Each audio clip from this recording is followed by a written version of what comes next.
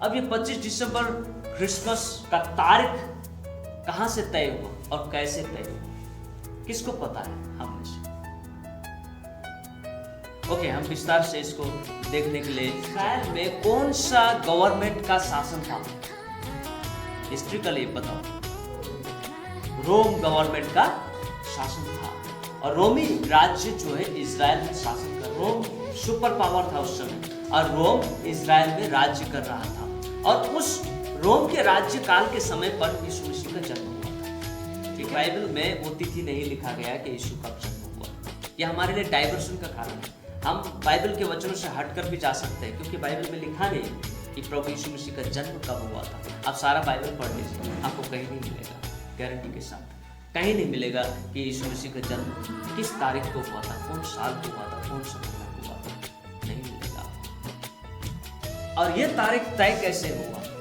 हम जानते हैं रोमी लोग भी देवी देवताओं की पूजा करते थे, है ना। हम पाते हैं नया नियम प्रेतों की पुस्तक में पाते हैं, आस्करोत देवता के विषय में, देवी के विषय में, और बहुत सारे देवी देवताओं के विषय में पाते हैं। उनमें से एक देवता था जिसका नाम था अजय सूर्य। 25 तारीख को पूजा किया करते थे। 25 तारीख को, दिसंबर 25 तारीख को उनकी पूजा किया करते थे। और दिसंबर 25 तारीख को क्यों पूजा किया करते थे? क्योंकि उस समय पर ठंड बहुत ज्यादा होती थी, बहुत ही ज्यादा ठंड होती थी, और दिसंबर के महीने में सूर्य ना के बराबर निकलती थी, ना के बराबर, केवल उजाला होता था पर सूर्य नहीं निकलता था। तो इस वजह से वो लोग सूर्य देवता का आह्वान करने की पूजा करते थे, सूर्य देवता का आह्वान करने की पूजा करते थे। और 25 दिसंबर से सूर्य निकलने लगता था। सारे दिसंबर माह उन लोग सूर्य देवता के आह्वान करते थे, और 25 दिसंबर से सूर्य निकलने लगता था। और उन लोग सोचते थे सूर्य देवता हमारे पूजा से खुश हुए और सूर्य देवता निकल आया। और उसी दिन को क्रिसमस के रूप में बड़ा दिन बोलकर जोड़ दिया गया, बड़ा दिन बोलकर जोड़ दिया गया। और तब से 25 दिसंबर क्रिसमस के रूप में मनाया जाता है। ये यीशु मसीह से 200 साल बाद आया, यीशु मसीह के जन्म से मानता हुआ नहीं आया। आप बाइबल में कहीं नहीं मिलेंगे। यीशु मसीह के जन्म के 200 साल बाद, यानी कि 270 एडी से लेकर 274 एडी के बीच ये आया। और ये जो एडिट किया गया क्रिश्चियनिटी के अंदर में, इसके लिए बहुत संघर्ष हुआ, विरोध हुआ। जितने भी लीडर्स लोग हैं उसमें विभाजन हो गया। जो क्रिश्चियन लीडर्स लोग हैं उनमें विभाजन, फूट हो गई। कोई बोलते हैं मनाएंगे, कोई बोलते हैं नहीं मनाएंगे। ऐसे बोलकर उन लोग में डिबेट हुआ, और डिबेट होने के बाद फाइनली वर्ल्ड वाइडली इसको स्वीकार किया गया 25 दिसंबर के रूप में। Then it was added into Christianity as a 25th December Christmas Day. समझ में आई ये बात? 25 दिसंबर को कभी भी यीशु मसीह के जन्म के रूप में हम न मनाएं, जबकि सारी दुनिया इसको कबूल किया है, क्रिश्चियनिटी के अंदर में जोड़ा है। इसका मतलब ये नहीं है कि 25 दिसंबर को यीशु मसीह जन्म हुआ है। इस बात को हम कभी भी न माने। दूसरी बात आता है सेंटा क्लॉज। अब इस सेंटा क्लॉज कहां से आया? क्रिसमस के अंदर दूसरी बात आती है सेंटा क्लॉज, जो 25 दिसंबर के एडिट करने के बाद में उसको सेंटा क्लॉज को क्रिसमस के रूप में जोड़ा गया, उसको जोड़ा गया। इसका भी हिस्ट्री प्रूफ है। सेंटा क्लॉज का असली नाम था संता निकोलस। संता निकोलस, संता निकोलस एक क्रिश्चियन फैमिली से था, और संता निकोलस के छोटी उम्र में ही उसके माँ बाप गुजर गए थे। और उस वक्त वो यीशु मसीह के बहुत करीब था। वो बाइबल धर्मशास्त्र को पढ़ता था, और प्रभु यीशु मसीह के सच्चा दिल से वो आराधना करता था। इस वजह से बाइबल की शिक्षा उसके हृदय में कूट कूट के भरा हुआ था, संता निकोलस के हृदय में। और इस वजह से संता निकोलस जब भी किसी गरीब व्यक्ति, दरिद्र व्यक्ति जिसको कुछ आवश्यकता की जरूरत पड़ती थी, उसे देखकर वो दुखी होता था। तो उसने निर्णय किया, उसने अच्छा एजुकेशन ग्रेड किया, और वो धनी व्यक्ति बन गया। जब वो धनी व्यक्ति बन गया तब उसने सोचा मैं गरीबों की मदद करूंगा। लेकिन वो मदद कैसे करेगा? यदि वो गरीबों की मदद करूंगा बोलकर वो कुछ चीज बांटने के लिए कहीं जाएंगे किसी गांव में, तो वहां तो गरीब धनी सभी को भीड़ लगा लेंगे, क्योंकि फ्री का गिफ्ट तो सभी को पाना चाहता है। है ना, सभी को भीड़ लगा लेगा। तो उसने एक आइडिया खटाया। वो आइडिया क्या खटाया कि मैं रात के अंधकार में गरीब लोगों के घर पे जाऊंगा और उसके दरवाजे पे गिफ्ट छोड़ के आता लगा करके और पोटला पोप करके रात को 12-1 बजे जब सब कोई सो जाते थे प्रत्येक के घर पे गिफ्ट छोड़ के आएगा। किसी को पता नहीं होता था, लेकिन एक दिन उसको पता चल गया क्योंकि बच्चे लोग उनके साथ घुल-मिल रहते थे। बच्चों को वो बहुत ज़्यादा प्यार करते थे और बच्चों को ज़्यादा प्यार करने के कारण बच्चों उनके अटैच में रहते थे। और एक दिन ऐसे करके बच्चों को पता चल गया तो उन लोग सेंटा निकोलस नाम न देने सकने के कारण से सेंटा क्लॉस नाम दिया, तो शॉर्ट नेम दे दिए सेंटा क्लॉस। तो ये गिफ्ट किसने छोड़ा? सेंटा क्लॉस ने। सेंटा क्लॉस में ऐसे करते करते उसका नाम पड़ गया सेंटा क्लॉस। और उस बात को इसलिए रखा कि क्रिश्चियनिटी के अंदर में ये सोच हो, ये विचार हो कि हम क्रिसमस के बड़े दिन में एक दूसरे को उपहार दिया करें। सो उसको अच्छा लगा, क्रिश्चियनिटी को अच्छा लगा और इस वजह से उसको क्रिसमस के इस दिन के लिए एडिट कर दिया। इस तरह से हिस्ट्रिकली जो है ये दूसरा जो सेंटा क्लॉस है इसमें आ गया। अब आता है Christmas tree, number 3 Christmas tree. अब क्रिसमस ट्री का सजावट कहाँ से और कैसे हो, इसका भी हिस्ट्री बैकग्राउंड है। एक धूप का पेड़ है ना, एक धूप का पेड़ जिसके कस से धूप निकलती है और उसे जलाया जाता है या किसी मेडिसिन बनाने के लिए या किसी कीटनाशक के लिए उसका प्रयोग किया जाता है।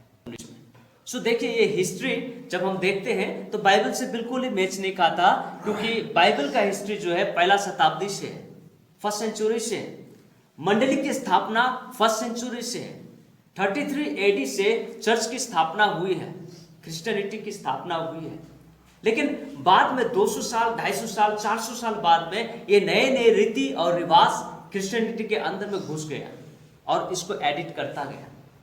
इंग्लैंड का रहने वाला व्यक्ति ने वो क्रिसमस ट्री का सजावट शुरू किया और वो एक पास्टर था, वो एक प्रचारक था और उसने सोचा कि यदि पेड़ों को सजाएंगे तो देखने में एक एट्रैक्टिव लगेगा, अच्छा लगेगा। उसने अपने घर के अंदर में उस क्रिसमस ट्री को सजाया, मतलब आंगन में सजाया।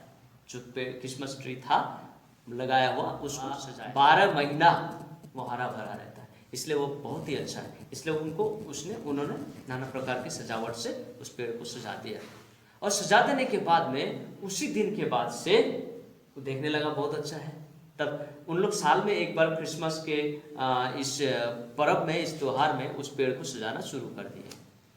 तब से ये एक क्रिसमस के रूप में क्रिसमस ट्री बोलकर नाम दिया गया, लेकिन उसका नाम क्रिसमस ट्री नहीं है, उसका नाम दूसरा ही है। हिंदी में फर का पेड़ कहते हैं हिंदी में। और क्रिसमस ट्री का शुरुआत करने वाला है बोनिफस टोयो, जिसका नाम है बोनिफस टोयो, और उस व्यक्ति ने क्रिसमस ट्री का शुरुआत किया था। और क्रिसमस कार्ड का भी एक व्यक्ति के द्वारा ही शुरुआत हुई और वो व्यक्ति अपने परिवार से दूर में थे और दूर में रहने की वजह से क्रिसमस के दिन एकत्रित नहीं हो पा रहे थे, इसलिए उसने अपने परिवार को उत्साह देने के लिए, खुशी दिलाने के लिए क्रिसमस कार्ड अपने हाथों से बनाकर ग्रीटिंग्स भेजा था। और तब से ये प्रचलन क्रिश्चियनिटी के अंदर हो गया कि हम क्रिसमस कार्ड के द्वारा एक दूसरे को विश करें, और ये एडिट हो गया क्रिसमस में एडिट हो गया। सो इस तरह से ये हिस्ट्रिकली जो है बाइबल के बाहर से आकर के क्रिसमस में जुड़ गया। आप इन सभी बात और इन सभी तथ्य को, इन सभी हिस्ट्री को बाइबल के अंदर में नहीं देख पाएंगे, नहीं खोज पाएंगे, क्योंकि बाइबल का उद्देश्य, परमेश्वर का वचन का उद्देश्य ये था कि मनुष्य जाति को उनके पापों से छुटकारा देना। उनका यही एक उद्देश्य था, परमेश्वर का यही एक उद्देश्य था, है ना। पहला कुरिन्थी 5:6 से 8, 5:6 से 8 पौलुस के द्वारा लिखा हुआ कुरिन्थ की कलीसिया को, कुरिन्थ में रहने वाले चर्च को लिखा हुआ पत्री है, चिट्ठी है। तो पौलुस क्या कहता है यहाँ पर? संत पौलुस कहता है तुम्हारा घमंड करना अच्छा नहीं है। हे कुरिन्थ के कलीसिया हो, तुम लोग घमंड कर रहे हो, घमंड करना अच्छा नहीं है। क्या तुम नहीं जानते कि थोड़ा सा खमीर गूंदे हुए आटे को खमीर बना देता है? थोड़ा सा, ये मत बोलो कि थोड़ा सा मत बोलो, थोड़ा सा जो चीज है वो खतरनाक है। देखा, तुम्हारे अंदर से खमीर हटना चाहिए। अब वो खमीर क्या है? पुराना खमीर निकाल कर अपने आप को शुद्ध करो कि नया गूंथा हुआ आटा बन जाओ, ताकि तुम खमीरी हो। क्योंकि हमारा भी फसा और मसीह है बलिदान हुआ। जो हमारा भी फसा और मसीह, हमारा भी पर्व है, हमारा भी त्योहार है, मसीहियत का भी त्योहार है, मसीहियत का भी पर्व है। और वो पर्व, वो त्योहार कौन है? यीशु मसीह। कौन है? यीशु मसीह है। तो हमारा तीज और त्योहार केवल 25 दिसंबर को ही नहीं है, बल्कि हमारा तीज और त्योहार एवरी डे है। क्या है? एवरी डे है। प्रभु आज के दिन के लिए धन्यवाद। सुंदर दिन, मनमोहन दिन, हमारे लिए लाभदायक दिन, हमारे लिए भजन जुटाने का दिन, हमारे लिए प्रबंध करने का दिन प्रभु आपने दिया है। धन्यवाद। ये है आराधना। प्रभु धन्यवाद, आपने रात भर सुरक्षित रखा, नई जिंदगी दी, मौत से बचाया, नया दिन देखने को दिया। प्रभु धन्यवाद। ये है पर्व। हर दिन का हमारा पर्व होता है, सिर्फ 25 दिसंबर का दिन ही पर्व नहीं है। 25 दिसंबर का दिन ही प्रभु यीशु मसीह स्वर्ग से उतर के मंडली में आता है, ऐसा नहीं है। हर दिन प्रभु आपके साथ रहता है। क्या लिखा है मत्ती रचित सुसमाचार 28 अध्याय का 20वां पद में? मैं जगत के अंत तक सदा तुम्हारे साथ हूं, हर पल तुम्हारे साथ हूं, हर वक्त तुम्हारे साथ हूं, हर सेकंड तुम्हारे साथ हूं। हम तुमसे अलग नहीं। सिर्फ पर्व के दिन ही मैं आता हूं, ऐसा नहीं। मैं हर दिन, हर वक्त, हर सेकंड तुम्हारे साथ। बातें, शर्तें ये है कि जो कुछ मैंने तुम्हें मानना सिखाया उसे मानो, उसका पालन करो, तो मैं तुम्हारे साथ हूं। जगत के अंत तक मैं तुम्हारे साथ हूं। तो ये मैं नहीं बोल रहा, परमेश्वर का वचन। और वो जो शब्द बोला वो प्रभु यीशु मसीह ने बोला, और उस शब्द को रिकॉर्ड किया संत मत्ती के द्वारा। संत मत्ती के द्वारा रिकॉर्ड किया गया है प्रभु यीशु मसीह को, उस शब्द को। ठीक है। और हम कुछ और पदों को देखकर समाप्त करेंगे। अंतिम पद हम देख रहे हैं लूका रचित सुसमाचार 1 का 26 से लेकर 38 पद। अब हम आएंगे रियल क्रिसमस में, द रियल क्रिसमस। लूका रचित सुसमाचार 1 अध्याय 26 से 38 पद।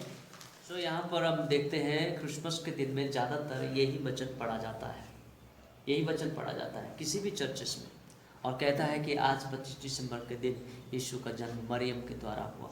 लेकिन ये गलत है। 25 दिसंबर जोड़ना गलत है, ये सत्य है, लेकिन 25 दिसंबर जोड़ना गलत है। यहाँ पर हम एक मरियम की रियलिटी देखेंगे कि मरियम परमेश्वर के प्रति कितना समर्पित थी। वो कितना समर्पित थी मरियम, है ना। यहाँ पर हम एक चीज देखते हैं कि मरियम के पास में स्वर्गदूत आया 6वां महीना में। 6वां महीना कौन सा महीना है? जनवरी, फरवरी, मार्च, अप्रैल, मई, जून, है ना। जून महीना में कौन आया? स्वर्गदूत आया। किसके पास? मरियम के पास। उसी जून महीना से मरियम गर्भवती हुई। मरियम गर्भवती हुई। मैं कैलकुलेशन बता रहा हूं। उस जून महीना से लेके 9 महीना गिनती करो, कितना होता है? जुलाई, अगस्त, सितंबर, अक्टूबर, नवंबर, दिसंबर, जनवरी, फरवरी, मार्च। क्या आ रहा है? मार्च। तो प्रभु यीशु मसीह का जन्म मार्च में होना चाहिए। उस हिसाब से 6ठा महीना में स्वर्गदूत आया ना, स्पष्ट लिखा है ना बाइबल में, है कि गलत है? 6ठा महीना कौन सा महीना है? 6th मंथ, जून महीना है ना। जून से 9 महीना गिनती करो, कौन सा महीना आ रहा है? मार्च आ रहा है। तो प्रभु यीशु मसीह का जन्म लगभग मार्च महीने में होना चाहिए। उस हिसाब से, कैलकुलेशन के हिसाब से। देखिए, हम लोग मूर्ख नहीं है, और ना ही बड़ा बड़ा पादरी और पास्टर मूर्ख है, लेकिन फिर भी मूर्ख बन रहा है। फिर भी मूर्ख बन रहा है। हम इसलिए मूर्ख बन रहे हैं क्योंकि हम बाइबल को ध्यान से नहीं पढ़ रहे हैं, हम ऊपर ऊपर पढ़ रहे हैं, इसलिए मूर्ख बन रहे हैं। जून महीना को स्वर्गदूत ने मरियम को दर्शन दिया, और उसी दिन से मरियम गर्भवती हुई। वो एलिसिबा के पास गई, एलिसिबा को गले लगाया, और उसी दिन से वो गर्भवती हुई। अगर उसी दिन से गर्भवती हुई तो 9वां महीना कौन सा दिन पड़ रहा है? मार्च का महीना पड़ रहा है। तो फिर प्रभु यीशु मसीह का जन्म कहां होना चाहिए? मार्च अप्रैल के बीच होना चाहिए। लेकिन हम मना रहे हैं किस दिन? 25 दिसंबर के। सो आपको फैक्ट दिखाई दे रहा है यहां पर? यस और नो? फैक्ट दिखाई दे रहा है यहां पर, है कि नहीं? सच्चाई यहां पर उजागर कर रहा है कौन? पवित्र शास्त्र, जो संत लूका के द्वारा रिकॉर्ड किया गया। ये सत्य और तथ्य सामने आती है। दूसरी बात, क्रिसमस है क्या? दूसरी बात यह है कि मरियम एक भक्तिन स्त्री थी, पवित्र स्त्री थी, और प्रभु यीशु मसीह परमेश्वर का पुत्र, वह पवित्र, निष्कलंक, निर्दोष था।